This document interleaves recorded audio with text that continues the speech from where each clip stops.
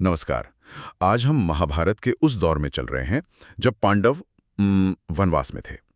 हमें जो स्रोत मिले हैं वे वन पर्व की दो बहुत ही अलग लेकिन दिलचस्प कहानियों पर रोशनी डालते हैं। एक तरफ तो भीम और जटासुर के बीच एक एक खूनी लड़ाई है और दूसरी तरफ यक्षों की परीक्षाओं से जुड़ी कुछ रहस्यमयी घटनाएं हैं। आज हम ये समझने की कोशिश करेंगे कि ये कहानियां सिर्फ सिर्फ राक्षसों को मारने के बारे में नहीं है।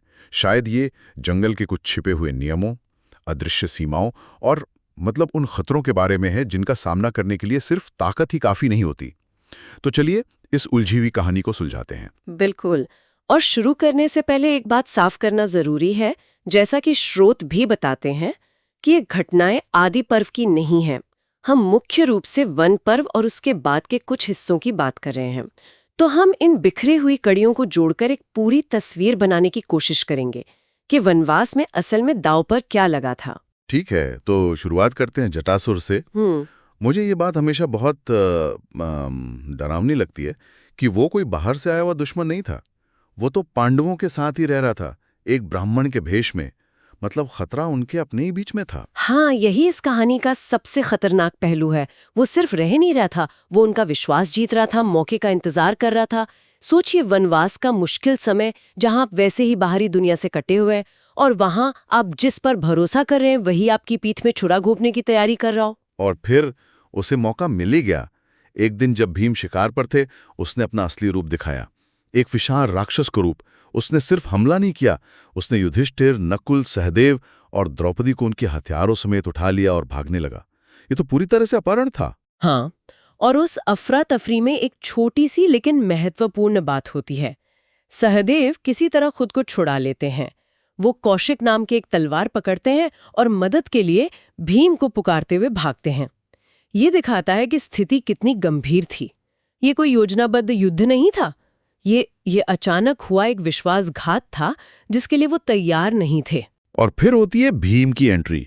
स्रोतों में भीम और जटासुर की लड़ाई का जो वर्णन है वो किसी आम लड़ाई जैसा नहीं है। वो बहुत ही क्रूर और जंगली लगता है। वे पेड़ उखाड़ रहे हैं, चट्टाने फेंक रहे हैं और फिर मल्लयुद्ध कर रहे हैं। हाँ, ये कोई शस्त्रों का युद्ध नहीं है।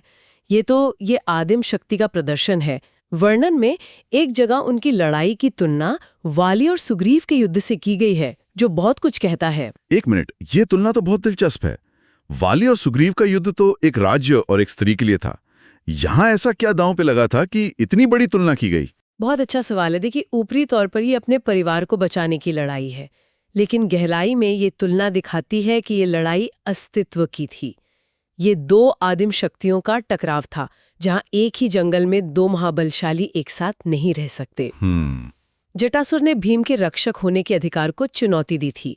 जैसे वाली और सुग्रीव किष्किंधा पर अपने अधिकार के लिए लड़ रहे थे, वैसे ही ये लड़ाई उस छोटे से समूह की सुरक्षा और प्रभुत्व के लिए थी। ये सम्मान की लड़ाई थी। मतलब इस तरह एक राक्षस को मारना नहीं था, बल्कि ये साबित करना था कि इस परिवार का असली रक्षक कौन है। बिल्कुल, इसीलिए लड़ाई इतनी भीषण है। स्रोत कहते हैं कि वे एक दूसरे पर ऐसे टूट पड़े जैसे कोई पहाड़ तूफानी बादल से टकरा रहा हो। वे पेड़ों को ऐसे उखाड़ रहे थे जैसे वो घास हो और चट्टानों को एक दूसरे पर फेंक रहे थे। जंगल खुद एक अखाड़ा बन गया था और ये दोनों प्रकृति की दो ताकतों की तरह लड़ रहे थे। और अंत बहुत ही भयानक है। भीम जटासुर पर भारी पड़ते हैं, उसके अंग तोड़ देते हैं, उसे जमीन पर पटकते हैं और फिर अपनी कोहनी के एक ही वार से उसका सिर धड़ से अलग कर देते हैं। ये जीत बहुत ही निर्णायक और क्रूर तरीके से दिखाई गई है। हाँ, और ये क्रूरता जरूरी थी। ये एक संदेश था कि इस तरह के धोखे का अंजाम क्या होता है। उस जीत के बाद वहां मौजूद ब्राह्मण भीम की प्रशंसा वैसे ही करते हैं जैसे मरुत इंद्र की प्रशंसा करते हैं। ये सिर्फ एक राक्षस का वध नहीं है, ये विश्वास की पुनर्स्थापना का पल है। वो छिपा हुआ खतरा जो उनके साथ ही रह रहा था, आखिरकार खत्म हो गया। ठीक है, तो जटासुर का अंत तो भीम ने अपने बाहुबल से कर दिया, क्योंकि वो एक ऐसा खतरा था जिसे वो देख सकते थे, जिससे वो लड़ सकते थे। लेकिन मुझे ये सोचकर हैरानी होती है कि जंगल में सिर्फ ऐसे ही खतरे तो नहीं होंगे। कुछ खतरे शायद अदृश्य नियमों को तोड़ने से पैदा होते होंगे। क्या स्रोत इस बारे में कुछ बताते हैं? बढ़ते हैं और यहीं पर यक्षों की भूमिका सामने आती है। दिलचस्प बात यह है कि महाभारत में यक्षों की परीक्षा नाम का कोई एक अध्याय नहीं है। ये एक विचार है जिसे हमें कहानी में बिखरे हुए कई सुरागों से जोड़कर समझना पड़ता है। अच्छा, तो ये एक पैटर्न है जिसे हमें खोजना होगा। तो इसका पहला संकेत हमें कहाँ मिलता है? पहला संकेत हमें तब मिलता है जब अंगारपण नाम का एक गंधर्व गंगा के पास पांडवों को रोकता है और उन्हें एक चेतावनी देता है। ये कोई लड़ाई नहीं है, ये एक नियम का पाठ है। और वो नियम क्या था?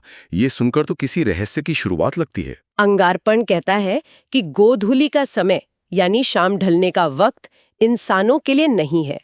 यह समय यक्षों, गंधर्वों और राक्षसों के घूमने फिरने के लिए तय है, और जो भी इंसान उस समय पानी के पास आता है वो मारा जाता है। एक मिनट, तो इसका मतलब ये हुआ कि जंगल में कुछ समय ऐसे भी होते थे जब इंसानों का वहां होना ही माना था। ये तो एक बिल्कुल ही अलग तरह का नियम है, ये किसी दुश्मन से लड़ने जैसा नहीं है। सही कहा, इसे अमानवीय समय का नियम कह सकते हैं। ये एक तरह का दिव्य कर्फ्यू है। जब अर्जुन का अंगारापरण से टकराव होता है तो वो असल में किसी दुश्मन से नहीं बल्कि जंगल की एक दिव्य शक्ति से टकरा रहा है जो इन अलिखित नियमों को लागू कर रही है। पांडवों को ये सीखना था कि जंगल में हर जगह हर समय पर सिर्फ इंसानों का अधिकार नहीं चलता। और ये सिर्फ समय तक ही सीमित नहीं था, है ना? स्रोतों में गन्मामाधन पर्वत और कुबेर के क्षेत्र का भी जिक्र आता है। हाँ, और ये दूसरा बड़ा सुराग है। वो सिर्फ समय की सीमा नहीं थी बल्कि स्थान की भी सीमा थी। गंधमादन पर्वत और कुबेर की झील जैसे इलाकों का यक्षों, राक्षसों, किम पुरुषों और सिद्धों का निवास स्थान बताया गया है। ये एक तरह से रिजर्व्ड फॉरेस्ट थे जहां इंसानों का प्रवेश वर्जित था जब तक कि उन्हें दिव्य अनुमति न हो। ये कुबेर का क्षेत्र था और यक्ष उसके संरक्षक थे। तो ये एक तरह के दिव्य राष्ट्रीय उद्यान थे जहां इंसानों को बिना इजाजत जाने की मनाही थी। ये कहने का एक बहुत अच्छा तरीका है। और समस्या ये थी कि भीम अपनी शक्ति और अहंकार में अक्सर इन सीमाओं को लांघने की कोशिश करते थे। बाद में उनका मणिमान नाम के यक्ष और कुबेर की झील के यक्ष संरक्षकों से जो संघर्ष होता है वो इसी बात का सबूत है।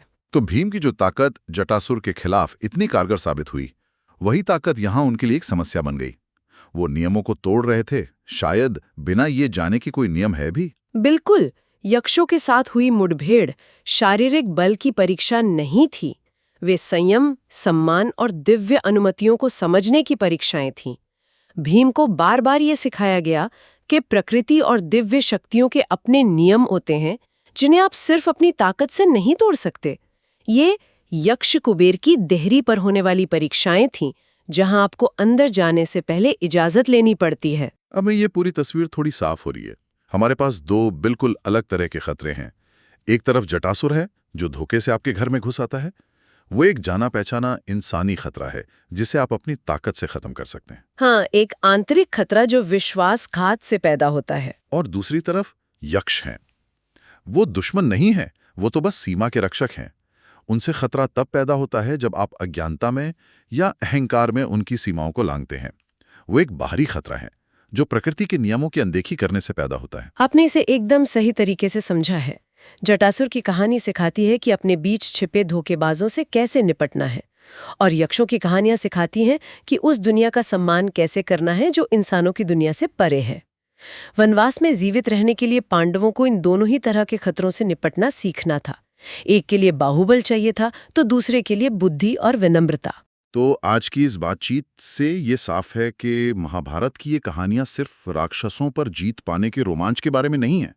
ये हमें एक ऐसी दुनिया को समझने में मदद करती हैं जहां इंसानों के साथ साथ दूसरी शक्तियां भी रहती हैं और उन सबके अपने नियम और अपनी सीमाएं हैं। जटासुर वो धोखेबाज दुश्मन था जो इंसानों के बीच छिपा था, जबकि यक्ष उन प्राकृतिक और दिव्य सीमाओं के संरक्षक थे जिन्हें पार नहीं किया जाना चाहिए। एक आपकी सामाजिक व्यवस्था की परीक्षा लेता है तो दूसरा आपकी लौकिक समझ की। पांडवों की यात्रा इन दोनों ही परीक्षाओं से गुजरकर पूरी हुई।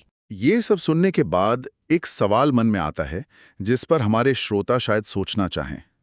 इन महाकाव्यों में ये अलौकिक प्राणी और दैवीय नियम अक्सर इंसानी दुनिया की सीमाओं को परिभाषित करने का एक तरीका होते हैं। ये हमें बताते हैं कि हमारी हद कहाँ खत्म होती है। तो ये सोचने वाली बात है कि आज की हमारी दुनिया में वे कौन सी अदृश्य सीमाएं या अलिखित नियम हैं, चाहे वो प्रकृति के हों, समाज के हों या तकनीक के, जिन्हें हम अक्सर अपनी ताकत या अज्ञानता में नजरअंदाज कर देते हैं, लेकिन जिनका उल्लंघन करने के अनपेक्षित